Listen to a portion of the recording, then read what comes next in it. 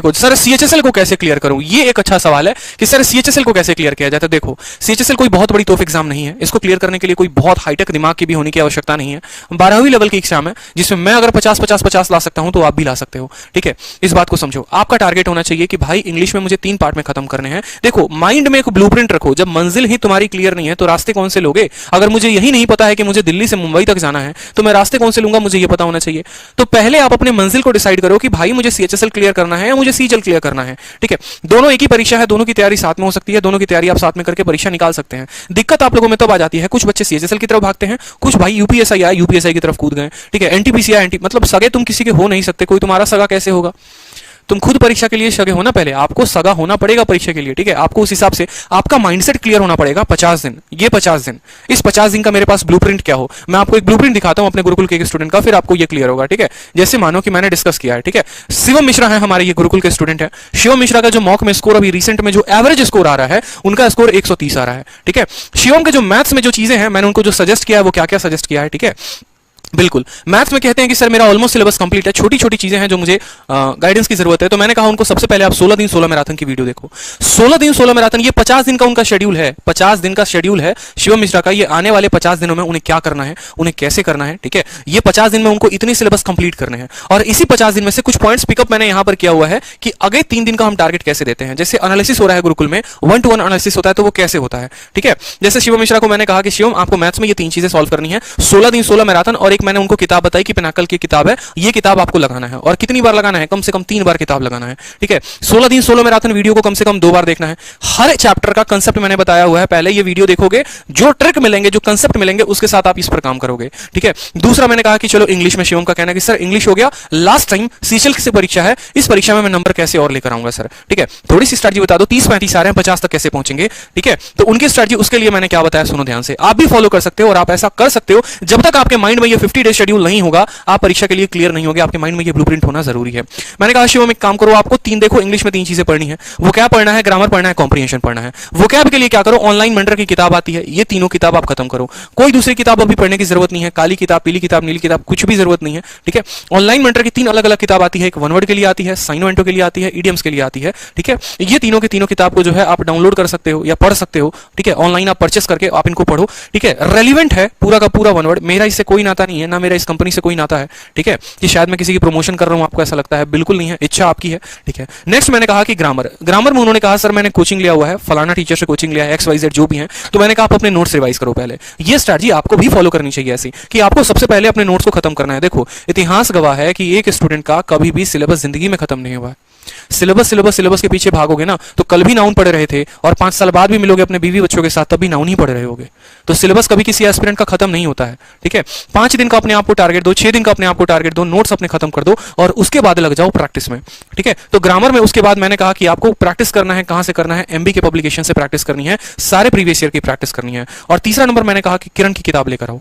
किरण की जो इंग्लिश की किताब है, बड़ी लाभदायक किताब है, उसको आप 16 पार्ट में है। जब हम पढ़ाई करते थे तो हम क्या करते थे, हर पार्ट को फाड़ लेते थे। ये हमारा PQRS का पार्ट हो गया, ये हमारा आपको क्लोज टेस्ट का पार्ट हो गया, ये हमारा वॉइस हो गया, ये हमारा नरेशन हो गया, ये स्पॉट एरर हो गया। जनरली जब आप एरर लगाते हैं तो आप पर्टिकुलर किसी सब्जेक्ट के लगाते हैं, किसी टॉपिक के, ये नाउन के एरर, ये प्रोनाउन के एरर, लेकिन जब उन एरर को मिक्स कर दिया जाता है तो आपको एरर पहचानने में बड़ी दिक्कत होती है। यार किसका एरर है यार बताइए, समझ ही नहीं आ रहा। तो उस केस में क्या होता है कि जब आप किरण की किताब खरीदते हैं और किरण में शुरू के 1000 सवाल स्पॉट एरर दिए हुए हैं कि किरण के आप टॉपिक वाइज खत्म कर रहे हैं, 15 से 20 तक टॉपिक है उनके, कि आपने टारगेट कर लिया कि अगला 3 दिन तक मुझे जो है पूरी की पूरे किरण की स्पॉट एरर खत्म करनी है। तो इस तरीके से मैंने इनका ग्रामर में शेड्यूल बनाया कि आपको स्पॉट एरर लगाने हैं, वॉइस लगाना है, नरेशन लगाना है, वन वर्ड लगाना है, इडियम्स लगाने हैं, ठीक है। नेक्स्ट बात करते हैं रीजनिंग में, ठीक है, कि रीजनिंग में सर अब आगे क्या करें इन 50 दिनों में। तो देखो रीजनिंग में इनके कुछ डाउट थे, ठीक है। तो रीजनिंग का मैंने कहा कि 2018 से 2020 तक के सारे प्रीवियस ईयर लगा डालो, गारंटी कह रहा हूं 50 में 47.5 ना के 50 में 50 आएगा, समझे। 50 में 47.5 ना के 50 में 50 आएगा। ये काम आप करो रीजनिंग के। अब ये PDF कहां से मिलेंगे, तो या तो क्यूमैथ से मिल सकता है और नहीं तो ग्रेड अप से मिल सकता है, ठीक है। समझ में आई बात। नेक्स्ट बात करते हैं जीके और जीएस, जो कि मोस्ट अवेटेड टॉपिक है भाई, कि जीके और जीएस के लिए 50 दिनों में क्या करें, ठीक है। तो इनके लिए मैंने उनको क्लियर अलग से स्ट्रेटजी बताई थी और आप लोगों को भी वेट करना पड़ेगा। जीके जीएस के लिए मैं कंप्लीट ऐसी वीडियो लेकर आऊंगा जहां पर आपको मैं कंप्लीट बताऊंगा कि जीके जीएस की पढ़ाई करोगे तो कैसे करोगे, ठीक है। उसके लिए आपको वेट करो। अब उनको जो मैंने टारगेट दिया शिवम को गुरुकुल में, मैंने कहा देखो 12 लाख की भीड़ बाहर है, ये 12 लाख की भीड़ तुम्हें खा जाएगी, इस बात का ध्यान रखना। 12 लाख की भीड़ सच में है बाहर, ठीक है। और अगर उस 12 लाख में आपकी वैकेंसी 1200 आ रही है, मतलब 6000 वैकेंसी आ रही है, और 6000 में अगर आप अपना सीट पक्का करना चाह रहे हो ना, तो आपको दुनिया की भीड़ से अलग काम करना पड़ेगा।